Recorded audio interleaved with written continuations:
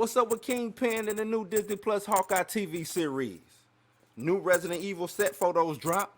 Plus, we got DC mother flipping fandom. Welcome to the house. Let's talk about it.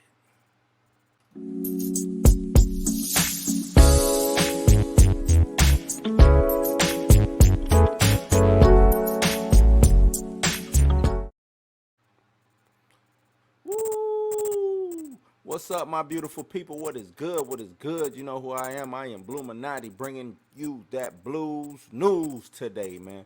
Um, it's been a slow news week, but we got some things to really pop off and talk about, right? You know what I'm saying? We're gonna talk a little bit about this Hawkeye, Kingpin maybe showing up, played by the Netflix Kingpin. That's gonna be a good thing, right? Resident Evil, the new film, they dropped some set photos, and then we're gonna talk a little bit about this DC fandom and if people are excited about it or not. So let's start off with this Hawkeye Kingpin situation and see what's going on with that, man. Let's see what's going on with that. So Hawkeye may reboot like a Daredevil season one premise, right? So it's a big question that the fans have been having as they anticipate the return of the familiar Marvel TV characters like Daredevil and Kingpin. Will this be a soft reboot? How will they bring them into the MCU? Both of these characters have an elaborate backstory, very inclusive and exclusive of each other, especially when the 3 seasons that we had on Netflix is Daredevil. And they put good use to those characters. So now we want to see how can they bring Daredevil, how can they bring Kingpin, how can they bring them into the MCU proper. Now, Avengers producer Trent Tran has some very interesting things to say about Hawkeye's premise in an excerpt from the TV Guide. Her quotes are, the 6 episodes take place after the events of 2019's Avengers Endgame, when the 5-year disappearance of the half population, including Clint's wife and kids, was reversed. The city has in many ways recuperated and continued thriving, but the same can't be said for all citizens. Now, let's take a second, put this in perspective, because this seems slightly similar to the first season of Daredevil. You know what I'm saying? Where the destruction from the Avengers left the city, specifically Hell's Kitchen, in disarray. You know what I'm saying? That damage to the economy, the infrastructure, it allowed people, the Kingpin, Fisk, to kind of take over. You know what I'm saying? Uh, Now, it's wouldn't say this is like the best idea, but most transitional stories about status quo change deal with some of the fallout from that said change. You know what I'm saying? Hawkeye will be dealing with the economic effects of the snap on a micro level. This makes tons of sense. But what makes this premise really fascinating is the reported involvement of the Kingpin in the show. Now, Vincent D'Onofrio is said to make his proper MCU debut at some point in time in his first season. Presumably, he'll be the big bad in the background pulling all the strings. And with that and what trans premise in mind, it seems like Marvel Studios is doing a full retread of the first season of Daredevil with the OG villain um, being behind the scenes. Now, this could be like a soft reboot in some way. You got Marvel Studios taking the good ideas, rehashing them, giving them back to the people on a larger, much bigger scale. We know that Echo should be showing up in Hawkeye and giving her ties being to Kingpin. She's Kingpin's adopted daughter. And the rumors regarding D'Onofrio's inclusion into the upcoming Disney Plus series, this all just makes sense. It just makes sense, bro. It's also said to think that Daredevil may appear in the show as well, in addition to his rumored stint in She-Hulk. So if we look at the big pictures, there's a through line that links all these street level characters together for a soft reboot. And it only makes sense. You know what I'm saying? It only makes sense. Kingpin is just being Kingpin. Uh, and if we have Marvel Studios redoing Daredevil, this it's fitting. You know what I'm saying? You have Kingpin doing what he's supposed to do. Daredevil could show up. It interconnects, interweaves everything, man. You know what? what else can you really say? It makes sense. Echo, Hawkeye, Wilson Fisk, Kingpin. It just makes sense. So I'm here for it. Let's hope we get all that. Let's hope we do get some of these Netflix MCU characters back into the fold, into the MCU proper, and make things happen how they supposed to happen, man. I really hope they do that. Really hope they do that. So next up, we have new Resident Evil film drops set photos. Welcome to Raccoon City is the name of the new Resident Evil joint, and I'm not gonna act like I'm excited for it, but I didn't mind the Mila Jovovich joints. You know what I'm saying? They was pretty decent. They served their purpose. I say that. You know what I'm saying? They served their purpose. So we get these images give us a first look at Claire, Leon, and more.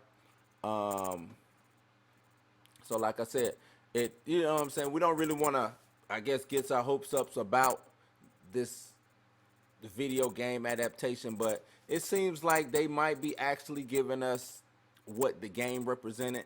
You got the director James Roberts might have might have figured out a way to reshape the survival horror series to be the perfect fit for theaters.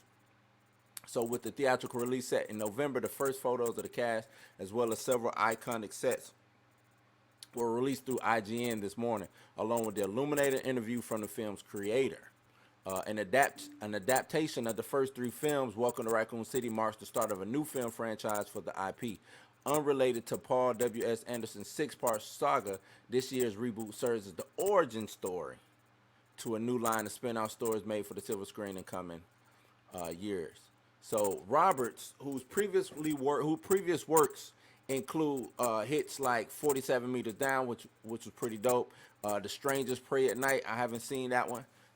And it describes his desire to revisit what makes a franchise tick. If the interview before, he says, I wanted to go back to horror, you know what I'm saying, start from the top of it. I wanted scares, I wanted the atmosphere to rather be I wanted the atmosphere rather than the full-on action. So like basically he's saying with the Mila Jovovich stuff, it was more action than scare. You know what I'm saying? It was just a typical action film with zombies. You know what I'm saying?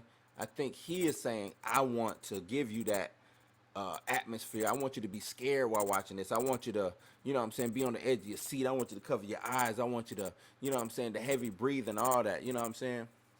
So like it seems he is clearly wants to invoke the 70s film, that low budget hair with the practical effects, the novel camera techniques. You know what I'm saying? You see all that on full display with these screenshots. He said, I wanted Raccoon City to feel a bit like the town in Deer Hunter, a ghost town forgotten by the rest of the world, and the whole structure of the film was definitely very influenced by Assault on Precinct 13. Both, I like the original Precinct 13 and the reboot. So, Screen Gems has collaborated with Capcom to recreate characters and creatures faithfully, noting that they worked with the developers' blueprints for Spencer Mansion and Raccoon Police Station and turned to the games as a guiding star. When working on designing iconic monsters, Robert says that the faithful designs were important because it's never huge wide shots of faceless hordes. It's all about detail. And I agree, man. It's all about detail. So this shouldn't just be a copy of the game. He said it was hugely important that the whole casting process find people who embodied the spirit and the energy of the characters I wanted to portray. So they released the cast photos, images. Claire Redfield is played by Cara Scodellaro. Hope I'm not butchering that. Leon S. Kennedy is played by Avon Jogia. Gia Valentine, Hannah John Kamen, Albert Wesker, Tom Hopper, Brad Vickers, Nathan Dales, and Lisa Trevor, Marina Mazaba. So, you know, seems like we're going to get a actual Resident Evil film that's parallel to the games, you know what I'm saying? If you ready for it, I'm ready for it. Let's all go watch it, go support it. Its release is November 24th. Let's hit these theaters up, man. Let's hit these theaters up and watch a little bit of this Resident Evil. You know what I'm talking about? So, Next up, next up, DC mother flipping fandom. DC mother flipping fandom, man. It is 2021 edition. Um, Hopefully they talk some, you know what I'm saying, they give us what we want, but I'm not really gonna. It's DC, man. Is I'm gonna just report on it. I'm gonna just report on it. I'm gonna try to reserve what I got to say about DC. Maybe I might do a live stream. Maybe I might talk about it on the live stream tomorrow. I don't know. So we know that the global pandemic heavily affected major pop culture conventions like San Diego Comic-Con in 2020, forcing studios to adjust and shift to an online platform in order to reveal new projects and titles. So, as part of that adjustment, Warner Brothers and DC created DC Fandom, an online convention focused on showcasing the current and future content of the superhero franchise across various mediums. Which, that's the thing is, Warner Brothers has these good ideas, great ideas, but they fall short. They fall short to me. That's just to me. So DC Fandom 2020 heavily featured projects such as Zack Snyder's Justice League, The Suicide Squad, Wonder Woman 1984, while also revealing exclusive sneak peeks at the DCEU's future through previews of The Flash and Black Adam. Also, the highly anticipated The Batman. Now, I wouldn't necessarily put The Batman in DCEU because that Batman is on a whole different plane, but that's neither here nor there. So this free online event didn't just feature the big screen branch of DC, it also revealed fresh looks at the Arrowverse's Flash and HBO Max's Titans and Doom Patrol. I wish there was some kind of way they can mold and bring all that. Yeah, whatever. So while this event experienced technical difficulties along the way, the glitch didn't stop DC Fandom from making history since it generated a total of 22 million views across 220 countries and territories over its 24-hour run.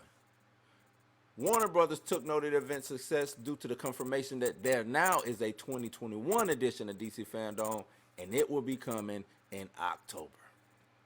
So now we got details that have surfaced online.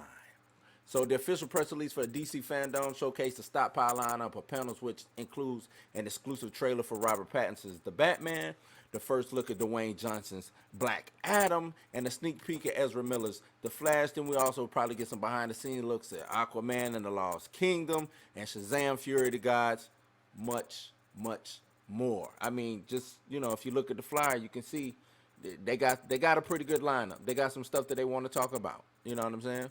So the small screen branch of DC will also be highlighted in this online event. Batwoman, Flash, Superman and Lois, and Sweet Tooth will also be released. Then they will do a farewell tribute to Supergirl alongside the celebration of 100 episodes of DC's Legend of Tomorrow will also be featured. So I forgot this is Supergirl's last season, and she's come a long way from premiering on CBS to switching over to CW. So salute to Supergirl, man. Wrapping up on the TV side of DC, we get the first look at CW's Naomi, which I am excited for. I think Naomi's going to be dope. And we get a sneak peek at an upcoming episode of DC Stargirl, which also has been revealed. Stargirl is dope. Naomi is dope.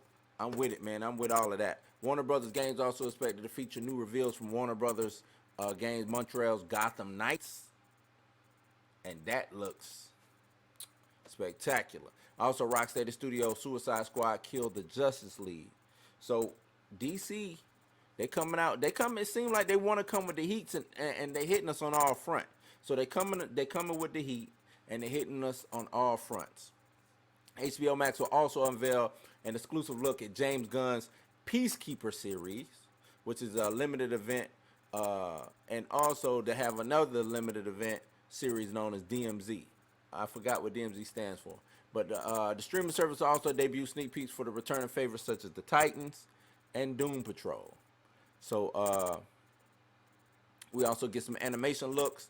Aquaman, King of Atlantis, third season of Harley Quinn, all new series, Batman Cape Crusade. I hope that's like more hardcore. I hope it's not kiddie and childish. So also on top of that, we'll get a spoiler preview of Young Justice Phantoms.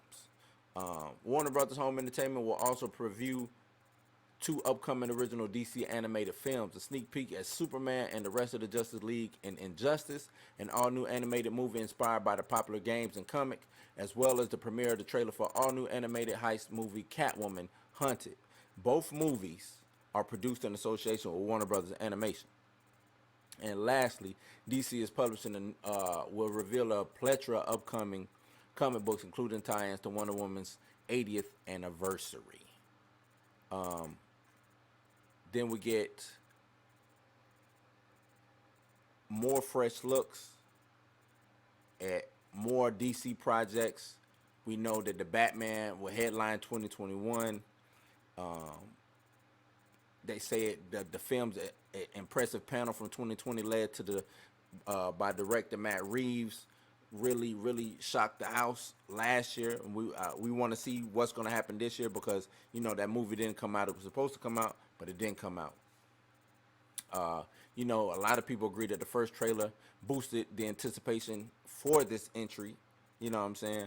And it looks like another exclusive sneak peek will dial up the hype even further. We'll also get some stuff surrounding Ezra Miller's The Flash also, to be highly expected, do a deep dive into the concept of the multiverse. And also at the months of production, we'll get tidbits, hopefully we get some tidbits of Dwayne Johnson and his Black Adam get up and everything surrounding that film, man. So we know that last year, 2020, was a two-part event. And it seems like 2021 will be just a one-day affair, which is cool. We can do 24 hours. It's cool. We don't need that much. You know what I'm saying? Just give it to us. Let us go. So before DC Fandome became a two-part initial schedule for the event, featured an evenly distributed set of panels categorized into different sections, such as Hall of Heroes, Watchverse, Kidsverse, Uverse, Funverse, and Insideverse. It remains to be seen if Warner Brothers will incorporate the same strategy this year, though. But it's possible that other panels will be shorter to give way for longer panels. Projects like the Batman and the Flash. DC Fandome will launch October 16th, 2021, starting at 10 a.m. Pacific Time or 1 p.m. Eastern Standard Time. That is DC motherflipping Fandome. I'm excited, man. I'm ready to go. I want to see this DC Fandome.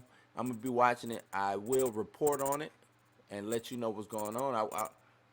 I might even do a live. I might even go live. Who knows? Who knows, my people?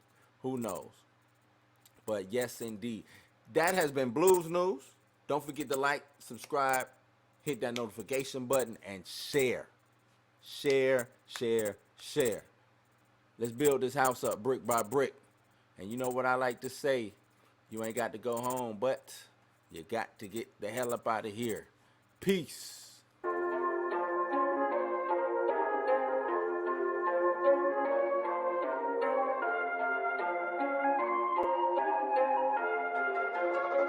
Sunday Beats.